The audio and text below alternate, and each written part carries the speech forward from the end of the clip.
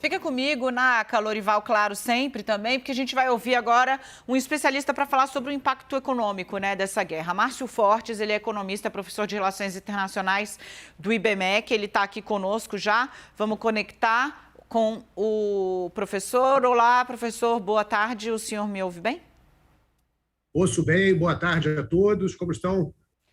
Estamos na luta aqui, na luta pela boa informação. Professor, as medidas de boicote, de sanção à Rússia e à Belarus, né, vêm se sucedendo a cada dia. Agora a gente vê grandes grupos privados, o exemplo aqui, a Embraer, nossa, do Brasil, vai encerrar os negócios lá, deixando uma parte da frota russa sem manutenção. Qual é o impacto disso no médio prazo para os russos? Mantidas as principais sanções, qual o custo, o tamanho da depreciação da riqueza russa, da potência da Rússia? Muita gente dizendo, olha, Putin prepara essa guerra há muito tempo, porque ele está, inclusive, com reservas, né? Trabalhou muito para ampliar as reservas da Rússia. Quanto desse esforço foi para o buraco com as sanções? Bem, esse esforço de guerra que a Rússia vem empreendendo atualmente, ele custa caro em dois frontes, basicamente. O fronte externo, naturalmente, por carregar as tropas para a guerra, há um custo implícito nisso, mas dentro das suas próprias fronteiras, as sanções econômicas impõem pesados custos ao governo russo.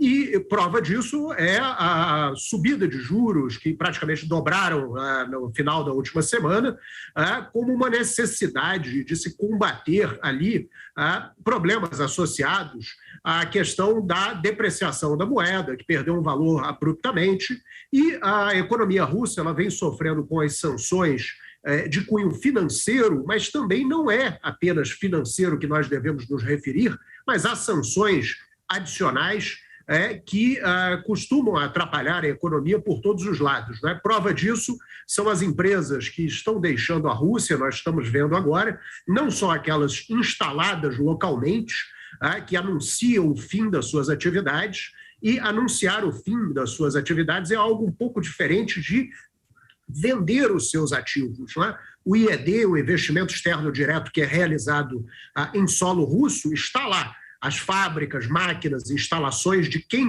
fez o investimento está lá. Então, anunciar o fim das operações é uma coisa, se desfazer dos ativos é outra.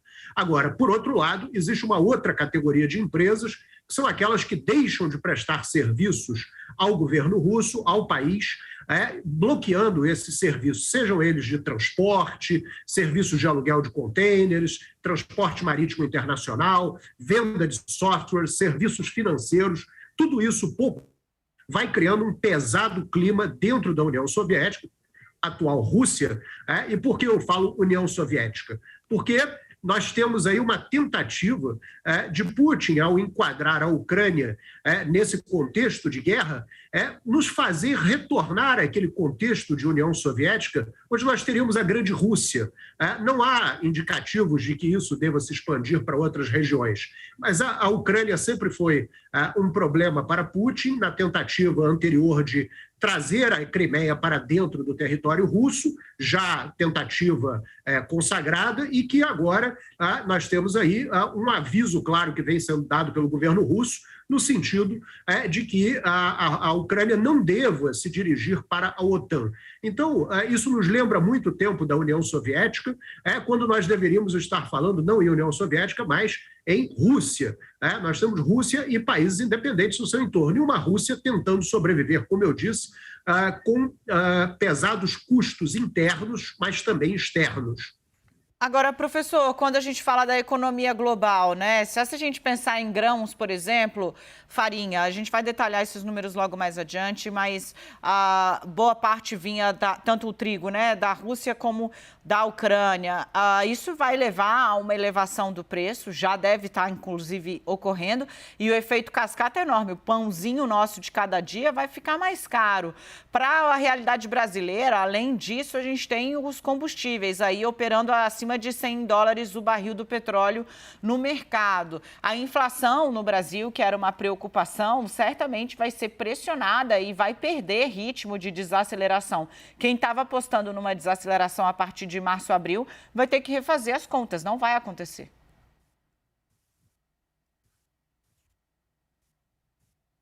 Perfeito. A gente consegue ter uma ideia de qual o impacto aqui ainda ou não?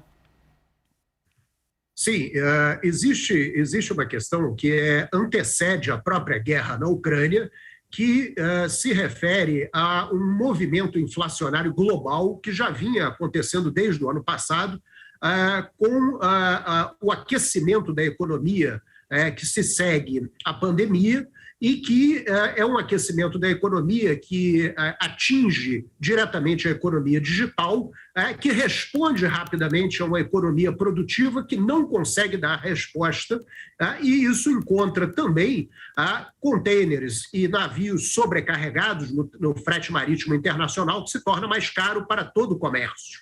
Então, nós temos aí uma inflação global, tanto por falta de insumos, como pelo transporte mais caro, transporte marítimo, que leva a maior parte do comércio exterior global. Isso já havia um cenário de inflação elevada no momento anterior à guerra.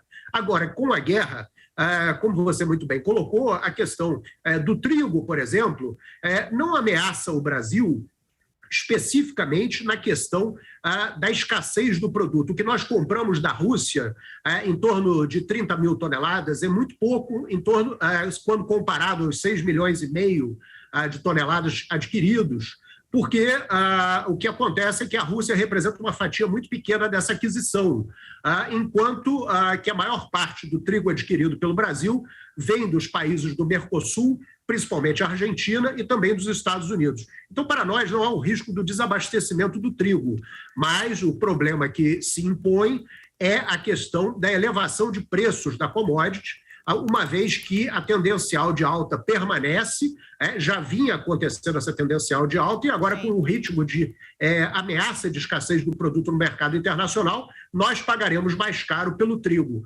considerando ainda como agravante o câmbio de importação, que torna ainda mais caro comprar o produto.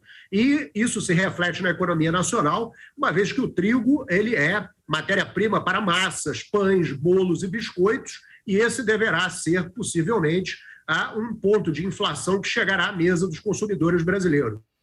Márcio Fortes, ele é economista, professor de Relações Internacionais do IBMEC, nos ajudou a dimensionar o tamanho da crise que vem por aí. A mesa do Brasil também, para ser farta, vai ter de ficar mais cara. Professor, muitíssimo obrigada. A gente conta muito com o senhor aqui, claro, na programação da CNN, e também para levar esse entendimento do impacto de uma guerra dessa proporção para quem está em casa. Até a próxima. Muito obrigado, uma boa tarde.